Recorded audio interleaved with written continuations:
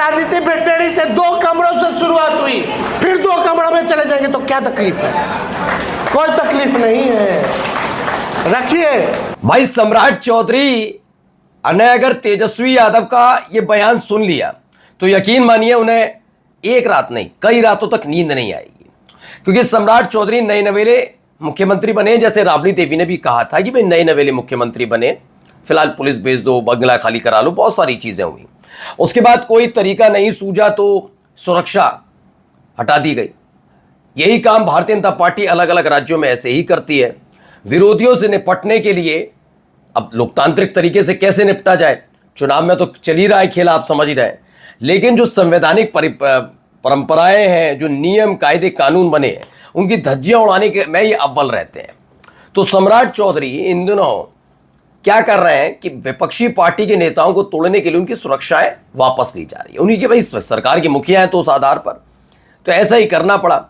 और दिखाए ऐसे रहे थे सम्राट चौधरी जैसे बहुत बड़ा एहसान उनकी तरफ से किया जा रहा था कि इतने दिन लालू प्रसाद यादव के परिवार को सुरक्षा देकर उन्होंने एहसान किया है। क्या वाकई एहसान किया? वाकई सम्राट चौधरी की सरकार जो चल रही थी या नीतीश कुमार की सरकार चल रही थी वो एहसान कर रही थी? क्योंकि इसका जब कच्चा चिट्ठा परतों के साथ उधेड़ा गया तो मैं तभी तो कहा सम्राट चौधरी को नींद नहीं आने वाली। या तो कानून नहीं जानते, नियम नहीं जानते, परंपरा नहीं जानते, या फिर वो वाकई बिल्कुल प्रतिशोध की आग में इस तरह से तप रहे हैं कि सारे नीति नियम कानून को तोड़ने के लिए तैयार, बड़े मुख्यमंत्री होते हुए। तो ऐसा क्या कर दिया जिससे सियासी भूचाल आ गया है? तेजस्वी यादव ने जो कहा उसे जरूर सुनना चाहिए और इसलिए समझना चाहिए क्योंकि तेजस्वी यादव ने न केवल कहा बल्कि ताल तक ठोक दी है कि कोई मुफ्त में नहीं कर रहा है हमारे लिए। इसकी वजह क्या है आपको दिखाता हूं। मसला बंगला खाली करने को लेकर शुरू हुआ था, अपने लाडले को बंगला देने के लिए उतारू थे सम्राट चौधरी, और यह मामला उठकर सुरक्षा तक पहुंचा तो कैसे भड़क उठे तेजस्वी यादव, और जो किया वो वाकई सरकार को हिला देने वाला है। नमस्कार, मैं हूं प्रज्वल गौतम और आप देख रहे हैं न्यूज सर्किल। मैं शुरुआत बिहार से करूंगा, लेकिन बिहार से पहले थोड़ा सा इधर आता हूं।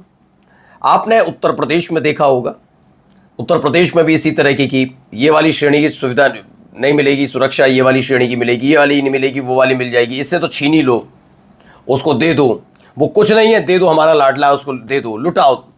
सवाल ये है कि पहला जो अभी तक की परंपरा है, किसी संगठन को सुरक्षा दी नहीं जाती और दी भी जाती है तो उसकी डिमांड पर दी जाती है, और डिमांड पर इस आधार पर दी जाती है कि उसका खर्चा भी वो वहन। मानकर चलिए आप आम नागरिक हैं, आपको लगता है आपकी जान को खतरा है तो आप स्थानीय स्तर पर बड़े अधिकारियों से मुलाकात करेंगे, एक निवेदन पत्र देंगे, पूरा प्रक्रिया है, और उसके आधार पर वहां से देखा जाएगा कि क्या वाकई आपकी मांग सुरक्षा वाली जायज है या नहीं।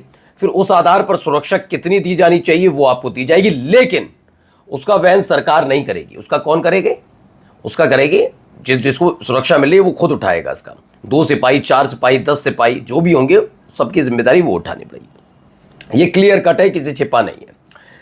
अब सवाल है कि मोहन भागवत को किस आधार पर मिल रखी है?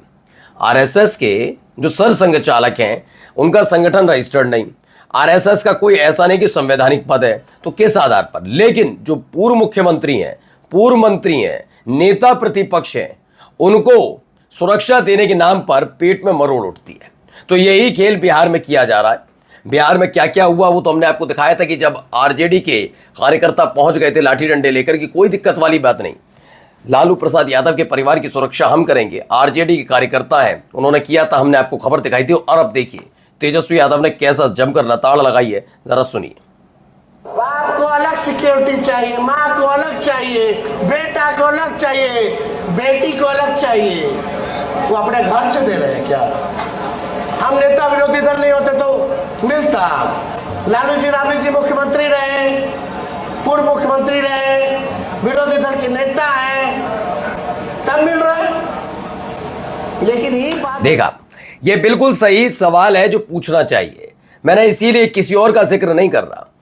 सम्राट चौधरी बड़ी बड़ी बातें, इसको ये चाहिए, उसको वो चाहिए। अब ये मुख्यमंत्री बने, कल परसों 10 दिन बाद, 1 महीना, साल, 10, 2 साल, 4 साल बाद जब ये पूर्व मुख्यमंत्री हो जाएंगे तो सुरक्षा छीन लेनी चाहिए क्या इनसे? ये राजनीतिक प्रतिशोध कहलाता है। राजनीतिक प्रतिशोध ठीक है ना, क्योंकि आप लड़ तो सकते नहीं है।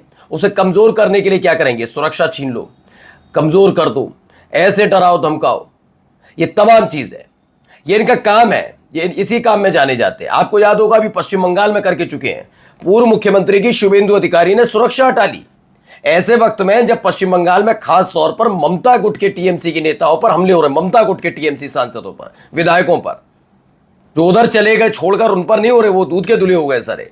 और ऐसे वक्त में ममता बनर्जी की सुरक्षा हटा ली जाती है। ऐसा ही काम यहां किया जा रहा है। देखिए, बात यह नहीं है कि आप कह रहे हैं कि नेता जान से किसको खतरा, बिल्कुल।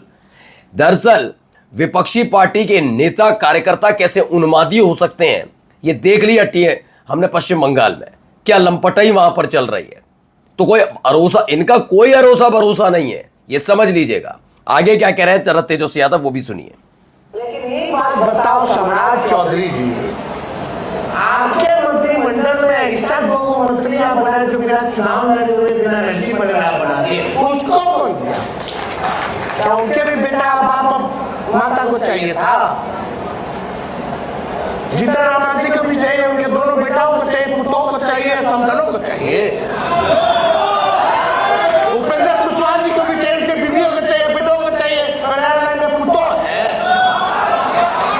चिराग पासवान को भी चाहिए, उनकी माता जी को भी चाहिए, सबको चाहिए, उनके भाई को, भतीजा को, सबको चाहिए, तो ठीक है। अरे अब कितना के नाम गिनाए? अशोक चौधरी को चाहिए, उनकी बेटी को चाहिए, सबको देना है। हम लोग क्या नाम गिनाएंगे? जो एंटाइटल नहीं है उसको घर दिया गया है। बिल्कुल, कितने नाम इन्होंने गिनाए, लेकिन इनमें से सिर्फ मैं एक नाम का जिक्र करूंगा, क्योंकि जितने नामों का जिक्र तेजस्वी यादव ने किया, ये यकीनन ये बात मैं ये नहीं कह रहा उन्होंने विरोध किया है। तेजस्वी यादव ने सिर्फ बताया कि सब कुछ चाहिए, लेकिन किस आधार पर? चाचा भतीजे को थोड़ी ना मिल सकता। संवैधानिक पद पर बैठे हुए व्यक्ति को सुरक्षा मिले तो गलत बात नहीं, अशोक चौधरी उनकी बेटी को मिले गलत बात नहीं, क्योंकि अशोक चौधरी खुद मंत्री और अशोक चौधरी की बेटी फिलहाल चिराग पासवान की पार्टी सांसद है, ठीक बात है। बेटा मंत्री अब तो कब तक है पता नहीं, लेकिन फिलहाल उपेंद्र कुशवाहा को मिल जाए, उनकी बीवी को मिल जाए, ठीक है, लेकिन उनके पूरे घर खानदान को कैसे मिल जाएगी? ऐसे ही जीतन राम मांझी के बेटे को मिल सकती है, मंत्री है, खुद मंत्री है जीतन राम मांझी, लेकिन ये थोड़ी ना कि सब में बांट दी जाए। लेकिन मेरा सवाल वहीं जाकर आता है कि मोहन भागवत को किस आधार पर यह मिलती है सुरक्षा? आगे सुनिए। और हम लोगों को तो लावली देवी जी को तो शुरू से 2005 से अब तक वही एंटाइटलमेंट है, नेता विरोधी दल रही है। तो घर बदलने का मतलब क्या है? और घर बदला क्या? स्पीकर के घर में रामकृपाल यादव रह रहे, उप मुख्यमंत्री के घर में निशांत रह रहे, विजय सिन्हा रह रहे, स्पीकर जो अपना घर में रह रहे। तो जो मार किया गया सब इधर उधर कर दिया, क्योंकि लोग सत्ता में है। राबड़ी देवी जी जो एंटाइटलमेंट मिला रहा, अब एक घर से हम पूछना चाह रहे तो दूसरा घर क्या लौट के ले भाई? सम्राट चौधरी जी बता, तो दूसरा घर राबड़ी जी को क्यों लौट के?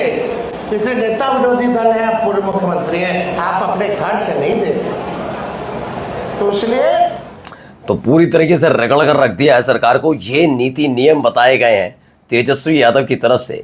फिलहाल इनका जवाब का इंतजार रहेगा कि क्या बेचारे सम्राट चौधरी देते हैं। सही कहा था राबड़ी देवी ने कि नए नए सीएम बने हैं बाबू। नमस्कार।